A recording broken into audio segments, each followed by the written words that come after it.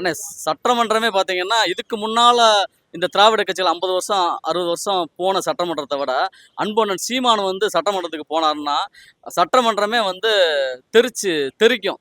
தெறிக்க விடுவாரு. மக்களுக்கு குறைகள வந்து சொல்லி நான் இது பண்ணுவாங்க. கண்டிப்பாண்ணே. ஏன்னா காரைக்குடி தொகுதியில வந்து 25 நாளா நான் வந்து அண்ணனுக்கு வந்து களப்பணி ஆட்டுனேன். அப்ப எல்லா தொகுதிகளிலும், எல்லா இடங்களிலும் போய் பார்த்தா, அங்க உள்ள அவல நிலைகள். வாராங்கள் அல்லாம, செய்யாம அவல நிலைகள் நெறையா இருந்துச்சு. அந்த மக்களே வந்து இப்ப நல்லா புரிஞ்சுக்கிட்டாங்க. புரிஞ்சுகிட்டு வந்து அன்பண்ணன் சீமானுக்கு தான் எங்க வாக்குன்னு சொல்றத நான் கண்கூரா பார்த்தேன். எல்லாரும் ஓடுவாங்க. தெறிச்சு ஓட விடுவாங்க. அதாவது எங்க பிள்ளைங்க ஒருத்தர் உள்ள போனாலே இவங்களால தாங்க முடியாது. அதுலயும் இவங்க தாய் புலி உள்ள போனா இவங்கலாம் என்ன ஆவாங்கன்னு பொறுத்து பாருங்க. அண்ணன் ஒருத்தர் மட்டும் உள்ள போகட்டும். அதுக்கப்புறம் இவங்கலாம் எப்படி ஓட போறாங்கன்னு மட்டும் பாருங்களேன். அடுத்த தடவ இந்த மற்றவைன்னு எங்கள போடுறாங்கல்ல, முன்னாடி போட்டவங்க யாருமே இருக்க மாட்டாங்க. நாங்க மட்டும் தான் இருப்போம்.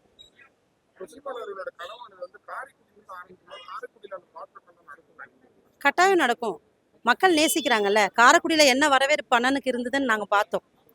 எங்களால முடியல. ஏன்னா இங்கேயே எங்களுக்கு வந்து பணிச்சுமை இருந்ததுனால, ஆர்கே நகர்ல நாங்க பெண் வேட்பாளர் இருந்ததுனால போக முடியல. ஆனா ஒவ்வொரு நாளும் வந்த அப்டேட்ஸ நாங்க பார்த்துட்டே தான் இருந்தோம். எவ்வளோ மக்கள் ஆதரவு குடுக்குறாங்க, எவ்வளோ பெரிய பெரிய ஆளுங்கலாம் ஆதரவு குடுக்குறாங்க. எல்லாமே நீங்க வலைதளத்துல பார்த்துருப்பீங்களே.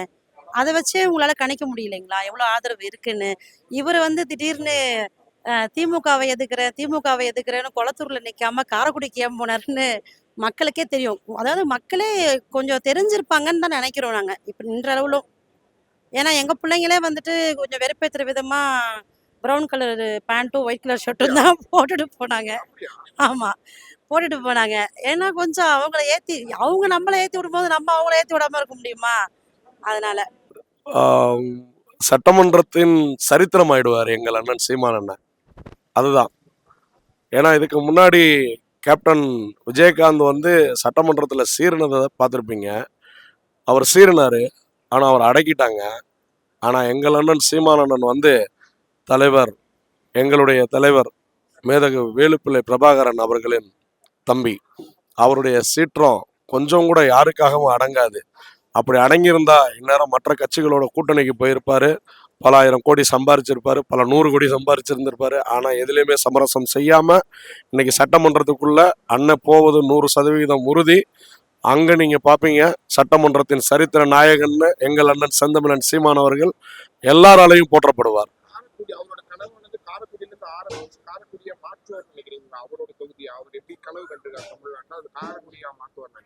தமிழகத்தின் மாவட்டமாக, முதன்மை மாவட்டமாக கண்டிப்பாக காரைக்குடியை நீங்கள் பார்ப்பீங்க.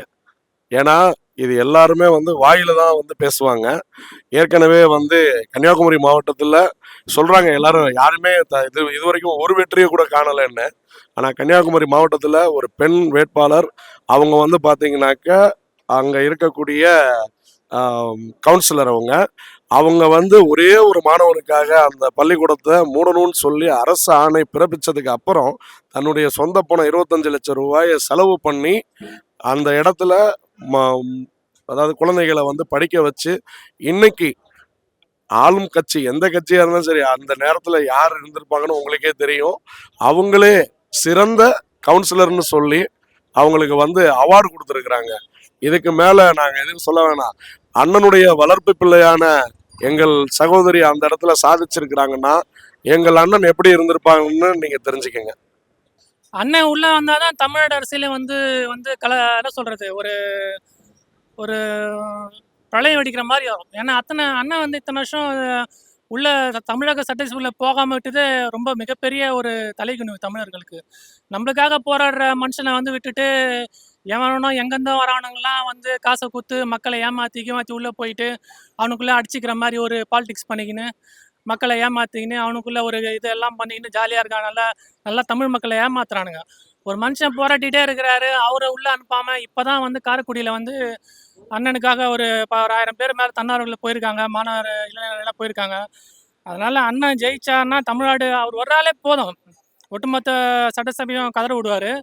அது மட்டும் இல்லாமல் அண்ணன் கூட ஒரு 5-6 பேர், ஒரு 7-8 பேர் போனேன். நேற்றுக்கு 20 பேர் நம்ம தமிழ்நாடு சட்டசபையில் இருந்தால் தான் இப்போ அண்ணன் மூலமாக தான் ஐயா எடப்பாடி தைப்பூச லீவு கொடுத்தாரு. பல உரிமைகளை நம்ம அப்போதைய முதல்வர் ஐயா முன்னாள் முதல்வர் எடப்பாடி ஐயா பேசி நம்ம அண்ணன் வாங்கி பண்ணி கொடுத்தாங்க. இப்போ வந்து அண்ணன் கூட்டணி போடுற ஏன் போகலன்றது அவரோட ராஜதந்திரம், அது நம்ம எதுவும் சொல்ல முடியாது. ஆனால் நம்மளுக்காக இந்த மண்ணுக்காக தமிழ் மண்ணுக்காக போராடுற அண்ணனை வந்து சட்டசபைக்குள்ளோ இல்லை அவர் அண்ணனை மட்டும் இல்லை நம்ம கட்சியில் இருக்க முக்கியமான விம்லர் ஆகட்டும், மரிய ஜெனிஃபர் ஆகட்டும், அண்ணன் நத்தம் சிவசங்கரன் ஆகட்டும், இவங்களாம் கள போராளிகள் நிறைய பேர் இருக்காங்க, டக்குன்னு சொல்ல முடியல. இடுமாவன கார்த்தி அண்ணன், இப்போ அவங்களாம் அண்ணன் வந்து பார்த்தீங்கன்னா ரொம்ப யதார்த்தமாகவும் நியாயமாகவும் நேர்மையாகவும் ஊடகத்தில் எல்லாம் அவங்க கொண்டு போகிறாங்க. ஒரு விஷயத்தையும் அலசி ஆராயிறாங்க. அப்படிப்பட்டவங்களெல்லாம் விட்டுட்டு ஒன்றுமே இல்லாதவங்கள வந்து நீங்கள் வந்து தூக்கி நிறுத்துறது எப்படிப்பட்ட அரசியல் இது? தமிழ்நாட்டுக்கே ஒரு மாதிரியா இருக்கு. அதான் உள்ள போனால் அந்த ஒரே ஒரு புலி இருந்தால் போதும், எல்லா மான்களும் ஓடி போயிடும். காட்டு பண்ணிங்க மான் எல்லாம் ஒரு பக்கம் ஒதுங்கணும். புலி வந்து பாஞ்சு எல்லாரையும் குதிரை எடுக்கும், கண்டிப்பாக எடுக்கும். எங்கள் அண்ணன் ஒரு ஆள் போனால் போதும் எங்களுக்கு. இந்த கட்சியில் இருந்து இப்போ 2026 எங்கள் அண்ணன் மட்டுமே எங்களுக்கு போனால் சந்தோஷம் தான். ஆனால் இல்லை அப்படின்லாம் நான் நினைக்கல. குறைஞ்சபட்சம் எங்கள் பகுதியிலேருந்து, அதான் எங்கள் கட்சியிலேருந்து ஒரு 10 பேராவது போவாங்க. ஏன்டா நிறைய பெண் புலிகளும் இருக்குது. நம்ம கார்த்திகா கேட்குறாங்க, கோவை கார்த்திகா கேட்குறாங்க, இடுமாவனம் கார்த்திகிறாரு, அவரும் வந்து இந்த பல்லாவரம் தொகுதியில் இருக்கிறாரு கார்த்திகேயன், அவர் இருக்கிறார், டாக்டர் கார்த்திகேயன்கிறாரு. இதேமாரி பார்த்தோம்னா ஆன்சி சோபான்னு ஒரு சகோதரி இருக்கிறாங்க. இவங்கெல்லாம் வந்து கண்டிப்பாக உள்ள நோயோ போவாங்க, சிறப்பாக அது போராடுவாங்க. நம்ம தமிழ் மக்களுக்காக போராடுவோம். உண்மையிலே சொல்கிறேன் ஐயா, இது மொத்தமே வந்து அண்ணன் வந்து கார்பரேட் கம்பெனியில் மொத்தம் ஒழிப்பார்.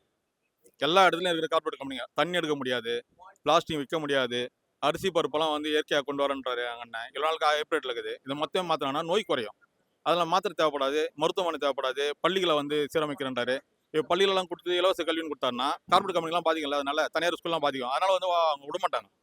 அழிவு நோய்க்கு தான் போயிருக்கு தமிழ்நாடு. என்னை பொறுத்தவரைக்கும் தண்ணி உறிஞ்சி வைக்கிறதுனாலையும், காற்று மாசுபடுறதுனாலையும், மரங்கள்லாம் போகிறதுனாலையும் நாடு வந்து அழிவு பார்த்த மாதிரி முன்ன மாதிரி இல்லை. 70 இருந்த மாதிரி கூட இப்போ இல்லை. நான் 70 பிறந்தவன். 70 ஓரளவுக்கு இருந்து 75, 80 அப்படி 86 வரைக்கும் அவர் காலகட்டத்தில் நல்லா இருந்தது.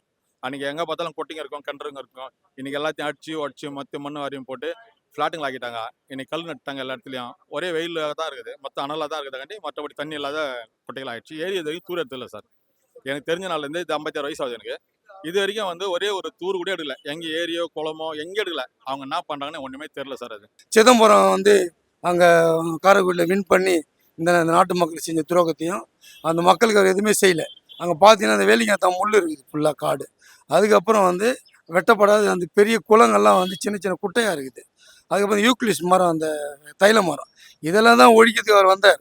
அங்கே இருக்கிறவங்க சொல்கிறேன், காரைக்குடியை வந்து இவர் மாற்றத்துக்கு இவர் என்ன தகுதி இது, அவருன்னா அந்த ஊரா அப்படிலாம் கேட்டவங்களுக்கு சரியான பதிலடி கொடுத்துருக்குறோம்.